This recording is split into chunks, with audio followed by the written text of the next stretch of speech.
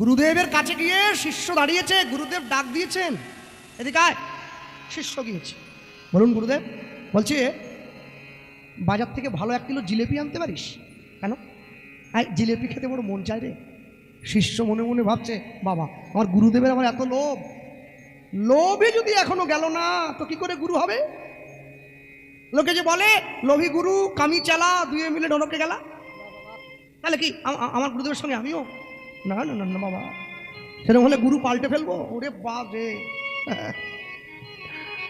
যাক, গুরুদেব যখন বলেছে, শিষ্য ছুটে গিয়ে বাজারে 1 কিলো গরম জিলেপি ভাজিয়ে এনেছে। ধরো ধরো, তুই একা কেন? বাকি শিষ্যদের ডাক।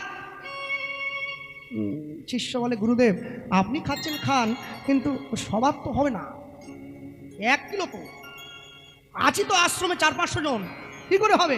ওরা ডাক না। ঠিক আছে, সব শিষ্যকে ডাকা হয়েছে, সবাই বসে পড়েছে।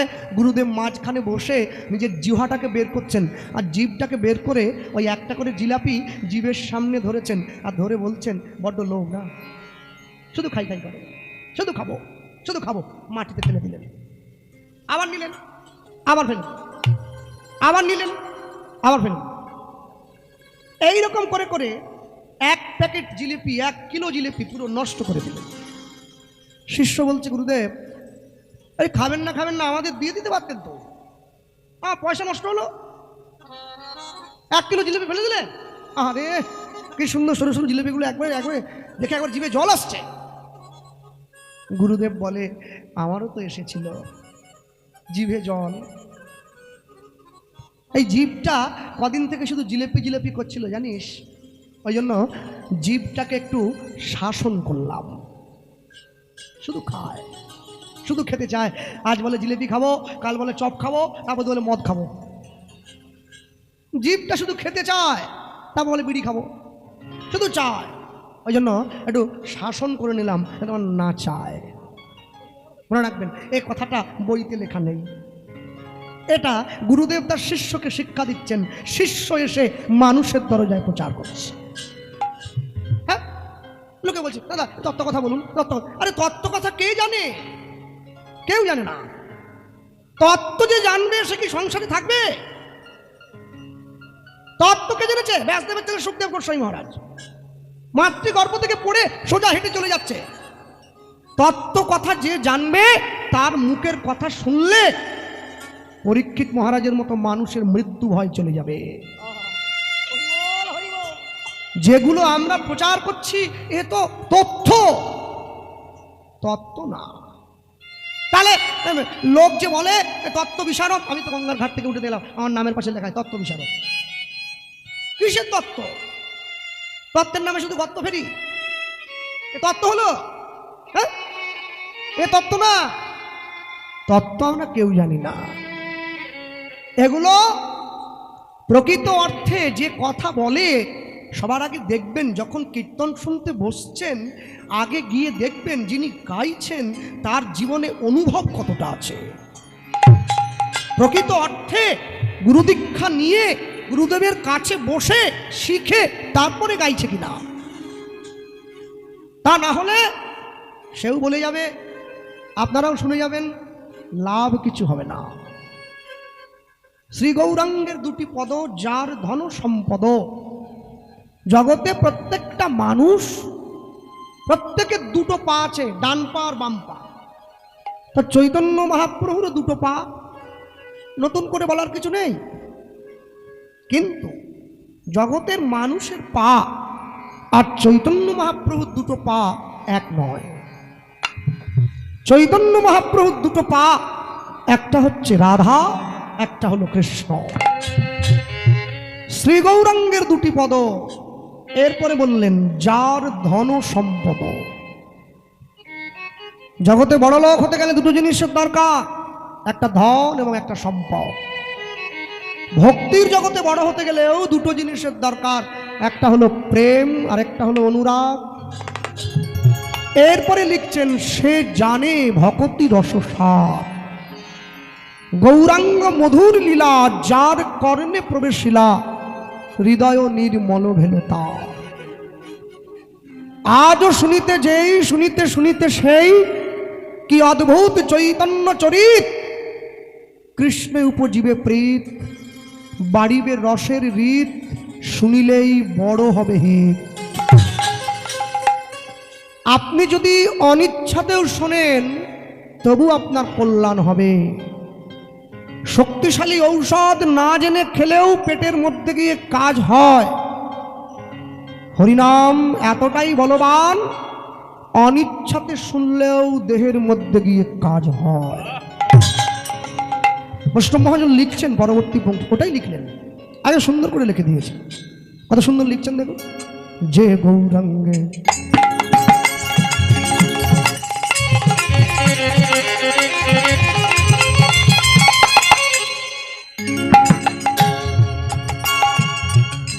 যে গৌরাঙ্গে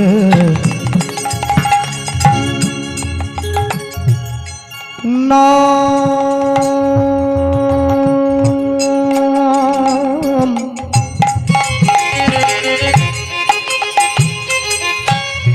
না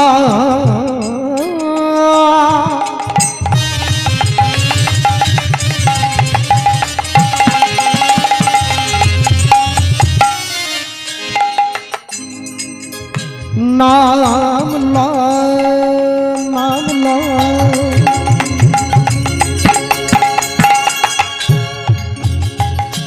ওই তার হয়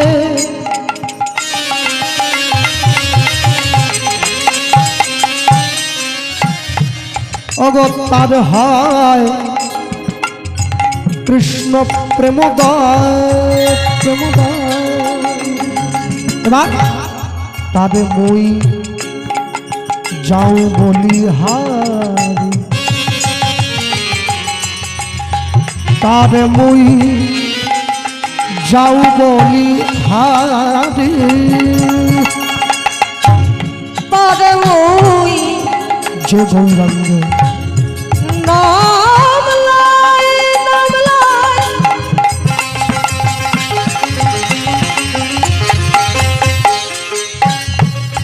তার হয় কৃষ্ণ কৃষ্ণ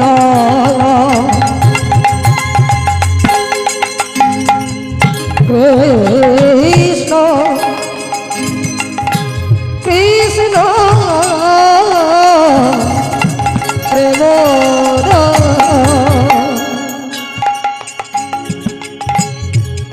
তারে মই যাও বলি হারি,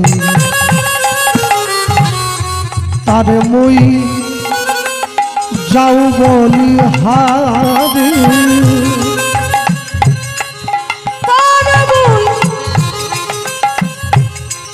যাও বলি হারি, তারে বলে হারে গৌরাঙ্গ গুণতে ঝুরে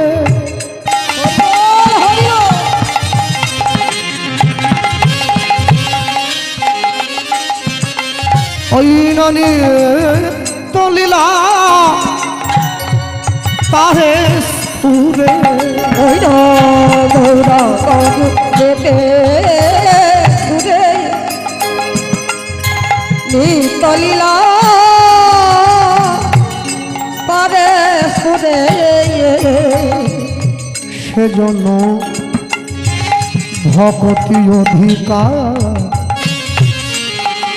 সেজন্য ভকতির অধিকারী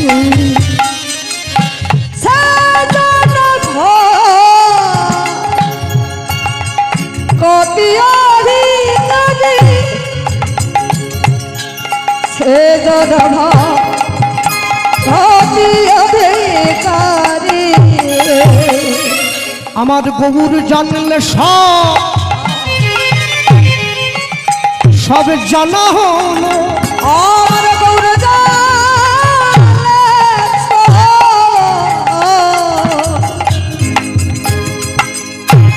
জানা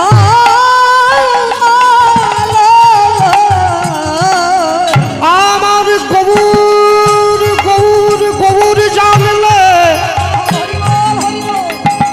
গৌর জানলে সব জানা হলো আমার গৌরে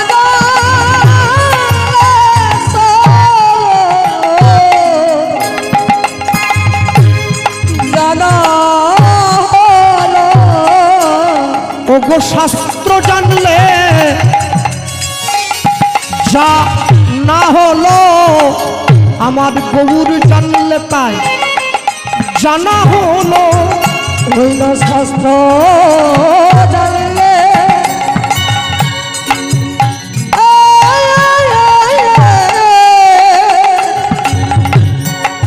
জানা হলো বলি ধর গৌরে চরণ ধর হইল শাস্ত্র জানলে জানা হলো যদি দুস্তর ভব সিন্ধু পারাপার হইতে চাও মন হইল শাস্ত্র